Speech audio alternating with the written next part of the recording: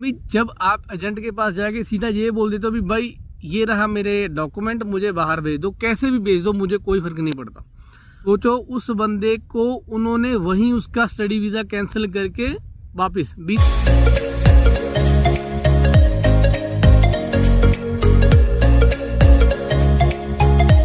Hello दोस्तों, welcome back. एक बार फिर से स्वागत है यूट्यूब वीडियो मरजाना ट्रैवलर के चैनल के ऊपर।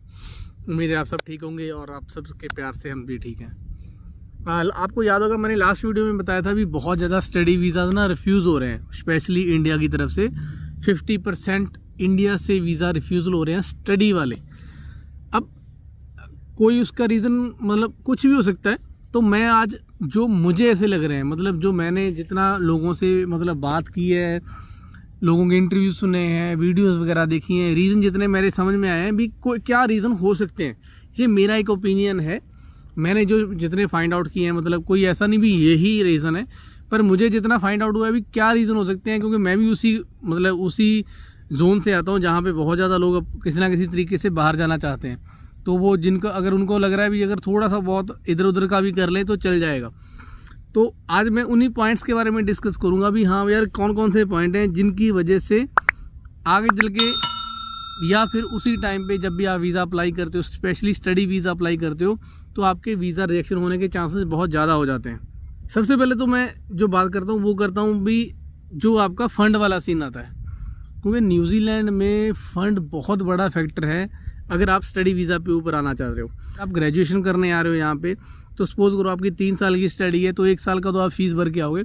नेक्स्ट 2 ईयर की जो 2 साल की है, आपको कम से कम तो 40,000 न्यूजीलैंड डॉलर, 40,000 मतलब आपका हो गया 20 लाख। मतलब 20 लाख तो आपको सीधा वो शो करना है। ये सिर्फ शो करना है सिर्फ रहने खाने का।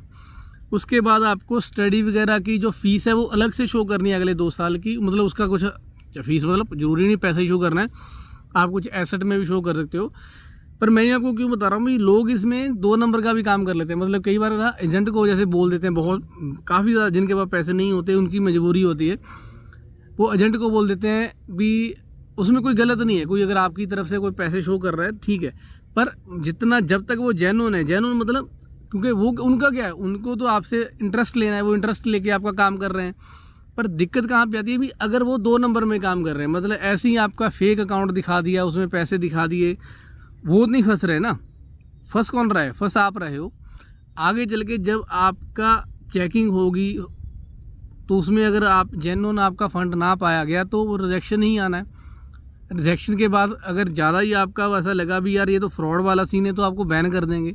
तो उसमें एजेंट वगैरह का जितने भी ये सारे मतलब आपके लोग होते हैं जो बीच में आपका मतलब फ़ंड अरेंज करने की बात करते हैं, करवाओ, कोई दिक्कत नहीं है, पर उसको चेक करो प्रॉपर जेन्युइन तरीके से, उसको वेरीफाई करो, तभी उसको अप्लाई अपनी फ़ाइल में लगाओ। मेरा ये कंसर्न है भी अप्लाई दुनिया करती है यार, अगर पैसे नहीं है तो हम कहीं ना कहीं से ब्याज पे लेते हैं, इंटरेस्ट पे लेते हैं, करते हैं ये चीज़ें, पर उसकी वेरिफिकेशन जरूर करो, वो कितना जेन्युइन है वो जरूर चेक करो एक बार। एक तो ये फ़ंड वाला सीन होता है। दूसरा होता है भी जब आप एजेंट के पास जाके सीधा ये बोल देते हो भी भाई ये रहा मेरे डॉक्यूमेंट, मुझे बाहर भेज दो, कैसे भी भेज दो, मुझे कोई फर्क नहीं पड़ता। उसमें 2 प्रॉब्लम आती हैं। सपोज करो भी आपकी प्रोफाइल में कोई एक आधा डॉक्यूमेंट कम है, तो वो आपको बोलेगा भी यार ये डॉक्यूमेंट कम है, पर उसको ये भी डर रहेगा भी कहीं आप दूसरे एजेंट के पास ना चले जाओ। वो आपको दूसरा ऑप्शन देता है, अरे कोई ना मैं करवा दूंगा भी, इसके 50,000 30,000 50,000 एक्स्ट्रा लगेंगे। आप भी बोलते हो यार क्या बजे से 50,000 दे के अगर काम हो रहा है तो करवा लो। आपने वहीं पे एक गलत स्टेप उठा लिया, बस उसके बाद उसके रिगार्डिंग आप जितने भी स्टेप लगाओगे वो गलत ही होंगे, क्योंकि आपका बेस गलत है। तो जब भी ऐसा कुछ हो प्लीज़ प्लीज़ अपनी प्रोफाइल को डबल चेक जरूर करवाओ। डबल मतलब एक ही एजेंट के पास आंखें बंद करके मत विश्वास करो। कम से कम नहीं तो मेरा सजेशन है, कम से कम नहीं तो 5 से 6 एजेंट के पास अलग अलग, हो सके तो 2-3 सिटीज़ में जाओ, पूछो भी ऐसा ऐसा सीन है मेरी प्रोफाइल में, मेरा वीज़ा लग जाएगा, डॉक्यूमेंट कोई कम तो नहीं है, या कोई डॉक्यूमेंट में कोई किसी चीज़ की कमी तो नहीं है, जैसे किसी बैंड में या मार्क्स में, परसेंटेज में, किसी चीज़ की कोई कमी तो नहीं है। अगर आपको कम से कम नहीं तो 60-70% आपको सेम रिप्लाई देती है, तब आपका एक थोड़ा सा कॉन्फिडेंस भी बढ़ता है और आपको लगता है भी यार हाँ जेन्युइन जा रहा है काम।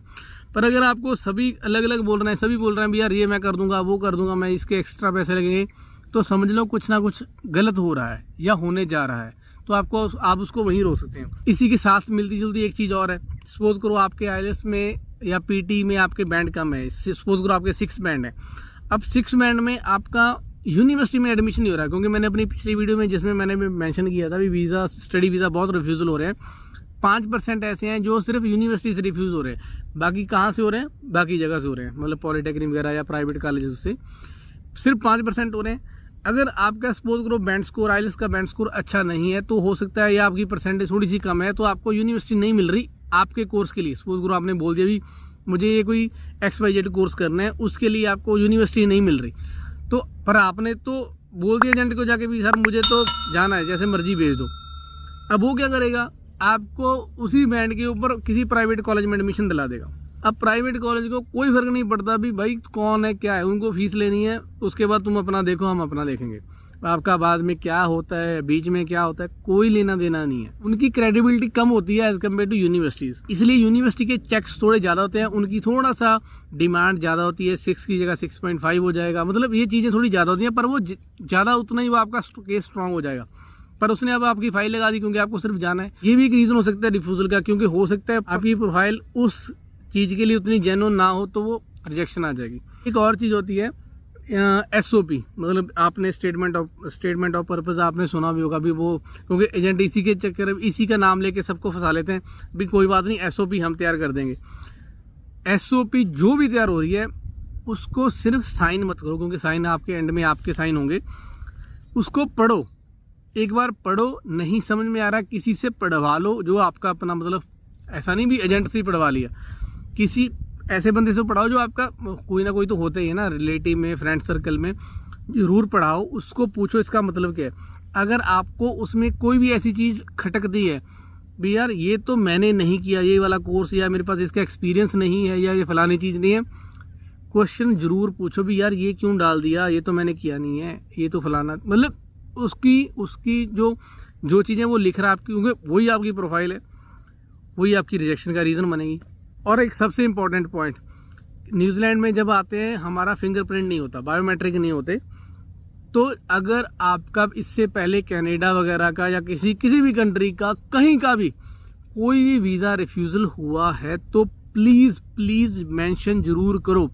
सिर्फ वही नहीं, कुछ भी ही है, अगर आपके ऊपर आपके नाम पे FIR भी है, कुछ भी ऐसी चीज़ है, तो आप उसको मेंशन जरूर करो।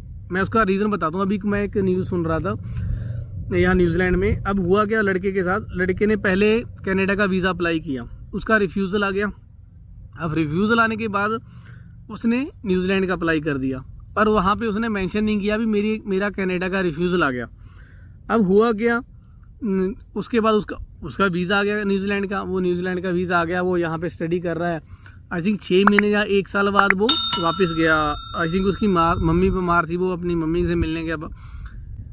वहाँ से जब वापस आया, इंडिया से जब वापस न्यूजीलैंड आया, तो उसको रोक लिया, उसका चेकिंग वगैरह हुई, उसकी सारी डिटेल डाली, तो उसको बोला गया भी आपने अपनी प्रोफाइल में मेंशन नहीं किया था भी आपका कनाडा का वीज़ा रिफ्यूज़ हो गया। या तो उसको पता था, उसने जानबूझ के नहीं किया, जहाँ एजेंट ने नहीं बताया भी कोई ना, वहाँ कौन से बायोमेट्रिक हो रहे हैं, उनको कौन सा पता चलना है। सोचो उस बंदे को उन्होंने वहीं उसका स्टडी वीज़ा कैंसिल करके वापस ये तो आपने हमारे साथ झूठ बोला है, मतलब गलत तरीके से आपने यहाँ पे वीज़ा लिया है। समझ रहे कितना सीरियस चीज़ है ये। तो प्लीज़ इन चीज़ों को भी ध्यान रखो, झूठ मत बोलो कुछ भी चीज़ का, क्योंकि कहीं ना कहीं तो पकड़े जाओगे। तब नहीं पकड़े जाओगे तो रेजिडेंसी के टाइम आपका बायोमेट्रिक वगैरह कुछ हो जाएगा, तो क्योंकि कहीं ना कहीं तो ये निकल ही आएगा। लॉन्ग टाइम अगर आप यहाँ का सोच रहे हो भी हाँ यार यहाँ पे रहना है, क्योंकि इनका कुछ नहीं पता, जो चीज़ें इंटरनेट पे चढ़ गई उनसे आप नहीं बच सकते, वो कभी ना कभी तो सामने आ जानी है। तो बेटर है भी आप सच बोलो, सही तरीके से जाओ।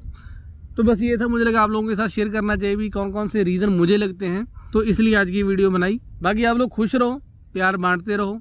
फिर भी अगर आपको किसी इसके रिगार्डिंग कोई क्वेरी है तो वीडियो के नीचे कमेंट जरूर करो, शेयर करो अपने दोस्तों के साथ। बाकी मिलते हैं आपको नेक्स्ट वीडियो में, तब तक के लिए रब राखा।